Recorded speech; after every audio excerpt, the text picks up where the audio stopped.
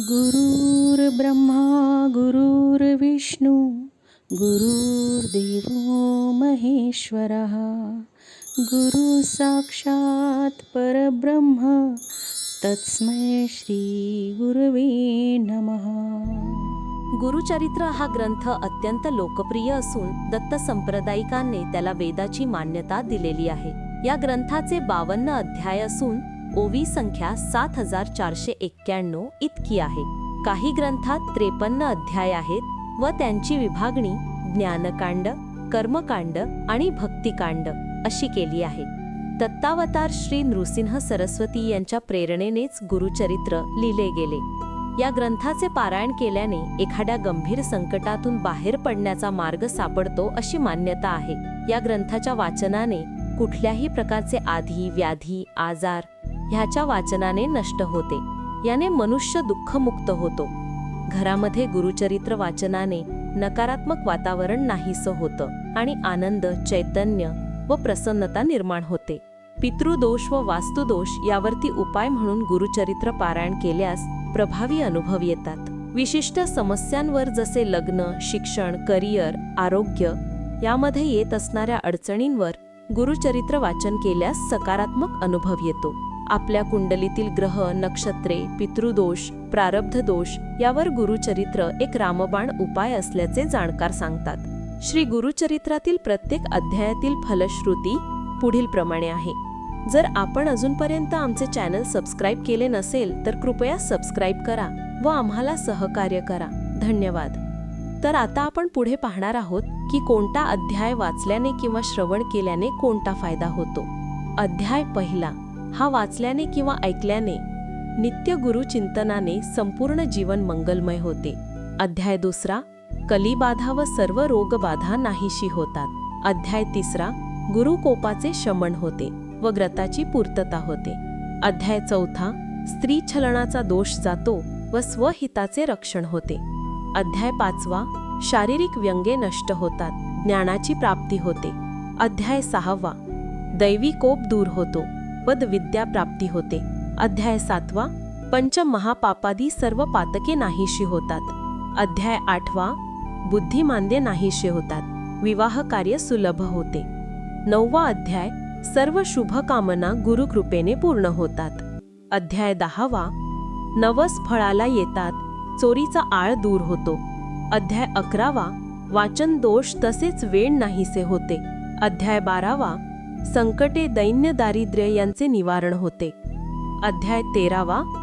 सर्व प्रकारचे पोटाचे व्याधी नाहीशा होतात. अध्याय 14वा. प्राणघातक गंडांतरापासून स्वरक्षण लाभते.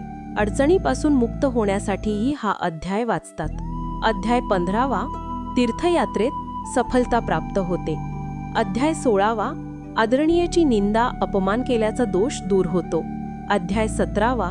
ज्ञान व गुरुकृपा यांचा लाभ होतो. अध्याय 18वा. संपत्तीचा लाभ होऊन दारिद्र्य नाहीसे होते. अध्याय 19वा. भाग्यवृद्धी होते, सद्गुरूंचा लाभ होतो. त्रिस्थली यात्रा पुण्य लाभते. अध्याय 20वा. सतत गुरूंचे स्मरण केल्याने, त्यांची सेवा भक्ती केल्याने सर्व पाप धुवून जातात. अध्याय 21वा. मृत्यूभयापासून मुक्तता मिळते. अध्याय 22वा. मांसपण दूर होते, बाळंतिणीला चांगले दूध येते. अध्याय 23वा. पिशाच्च बाधा नष्ट होते, राजमान्यता प्राप्त होते. अध्याय 24वा. भ्रम व वैचारिक गोंधळ दूर होऊन मनःशांती लाभते. अध्याय 25वा. अपात्र लोकांच्या संपर्कात त्यांचे दुष्परिणाम टळतात. अध्याय 26वा. शत्रू निष्प्रभ होऊन शरण होतात. अध्याय 27वा. गर्व नष्ट होऊन चित्त शुद्ध होते. विद्वानाचा छळ दोषांची निवृत्ती होते. अध्याय 28वा. वाईट कर्माचे दोष दूर होतात, उचित मार्ग सापडतो. अध्याय 29वा. स्त्री छलन दोष, वासना दोष दूर होऊन पावित्र्य लाभते. अध्याय 30वा. कुमारिकांना इच्छित पतीची प्राप्ती होते, सौभाग्य वृद्धी होते. अध्याय 31वा. पतीवर येणारे विघ्ने टळतात. अध्याय 32वा. वैधव्याचे दुःख टळते अथवा सुसह्य होते. अध्याय 33वा. वचनभंग व व्यभिचार दोष दूर होऊन सद्गती लाभते. अध्याय 34. प्राणसंकटाचे निवारण होऊन आयुष्य वृद्धी होते. अध्याय 35. हरवलेले नष्ट झालेले पुन्हा प्राप्त होते, तुटलेले संबंध जुळतात. अध्याय 36. चुकीच्या समजुती जाऊन अंतःकरण शुद्ध होते. अध्याय 37. मूढबुद्धी नष्ट होऊन योग्य ज्ञान व ब्रह्मप्राप्ती होते. अध्याय 38. निंदा करणारे शरण येतात, अन्नपूर्णा नित्य प्रसन्न राहते. अध्याय 39. सद्गुरूंची प्राप्ती होऊन योग्य मार्ग सापडतो. अध्याय 40. कुष्ठरोग नाहीसा होऊन शरीर निकोप होते. अध्याय 41. सद्गुरूंची प्राप्ती होऊन योग्य मार्ग सापडतो. अध्याय 42. विद्या व फलाची प्राप्ती होऊन कर्तबगारीला यश येते. अध्याय 43. गर्व व क्रोध नाहीसा होऊन ऐश्वर्याची प्राप्ती होते. अध्याय 44.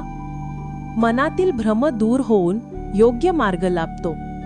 अध्याय 45. कुष्ठरोग नाहीसा होऊन गुरुनिष्ठा सफल होते, बुद्धी वाढते. अध्याय 46. चिंताची स्थिरता लाभते, ज्ञानाची प्राप्ती होते. अध्याय 47. पक्षपाताचा दोष नाहीसा होऊन समत्व बुद्धी प्राप्त होते. अध्याय 48. गुरुनिष्ठास विपुल समृद्धी प्राप्ती होते, विघ्न टळते. अध्याय 49. तीर्थक्षेत्राबद्दल आदर वाढतो, सर्व पापांचे शमन होते. अध्याय 50. ग्रंथीरोग त्वचारोग नष्ट होऊन शरीर सुख लाभते. अध्याय 51. सुख समृद्धी व अंतिम मोक्ष प्राप्ती होते. अध्याय 52. श्रद्धेला चांगली फळे येतात व संपूर्ण ग्रंथ वाचनाचे फळ मिळते. तर लोक हो, अशा प्रकारे आपण गुरुचरित्राचे अध्याय वाचू शकता व आपल्या व्याधीनुसार त्यांचा उपयोग करून घेऊ शकता किंवा इच्छा पूर्ण करू शकता. निष्ठा आणि श्रद्धा असेल तर सगळं काही संभव असते. आपणही नक्कीच अनुभव घ्यावा. श्री गुरुदेव दत्त. श्री स्वामी समर्थ. आपल्या आयुष्यात सुख समृद्धी येवो हीच दत्तचरणी प्रार्थना. धन्यवाद.